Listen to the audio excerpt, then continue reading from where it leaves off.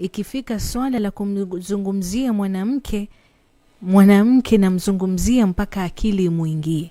Na wewe mwanamume, ikifikia muda wa wewe kuongelewa, basi huna budi kukaa tuli na kunisikiliza kwa makini.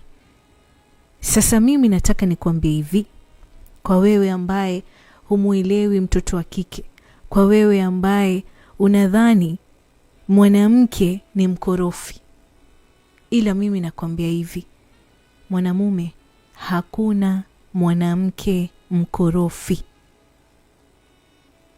Siri ni kwamba huyo mwanamke uliye naye, mwanamke yeyote ukimuonyesha mapenzi, basi utapata kila kitu chake, utapata kila kitu kutoka kwake. Sawa Kitu ambacho umekataa wewe kukifahamu na kukijua ni kwamba hakuna mwanamke mkorofi. Ati bomu la machozi, eti sijui mwanamke sijui hakusikilizi. Hakuna mwanamke ambaye hajui kumtii mume wake. Hakuna mwanamke mchoyo kwenye tendo la ndoa. Yaani kwanza, mwanamke kwenye tendo la ndoa huwa hachoki, zaidi utachoka wewe. Kwa hivyo mwanamke mchoyo kwenye tendo la ndoa hakuna.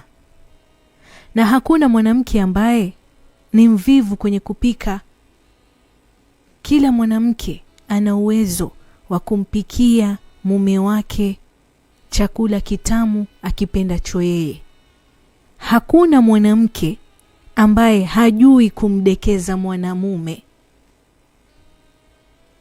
Na kwenye kudekeza, anaweza kukudekeza kuanzia unaingia mlangoni na virago vyako, anakudekeza kwa mapokezi. Sawa Jinsi atakavyokupokea ukiingia nyumbani, kwenye maandalizi ya chakula, mpaka mtakapokuwa muko kwenye faragha. Sawa Hakuna mwanamke ambaye hajui kumroga mume. Na hapa ninavyosema kumroga, si kwenda kwa mganga. Kunayo mambo fulani ambayo mwanamke akifanya, mwanamume utatulia. Hakuna mwanamke ambaye hayo yote hawezi kufanya. Tatizo ni kwamba wewe kama mwanamume umekosa kujua kucheza karata yako vizuri. Sawa Kwa sababu ukicheza karata yako vizuri mwanamume, mimi nakwambia hakuna mkate mgumu mbele ya chai. Na mwanamke ameumbwa kuwa submissive. Kwa hivyo wewe cheza karata yako vizuri, utamfaidi huyo mwanamke.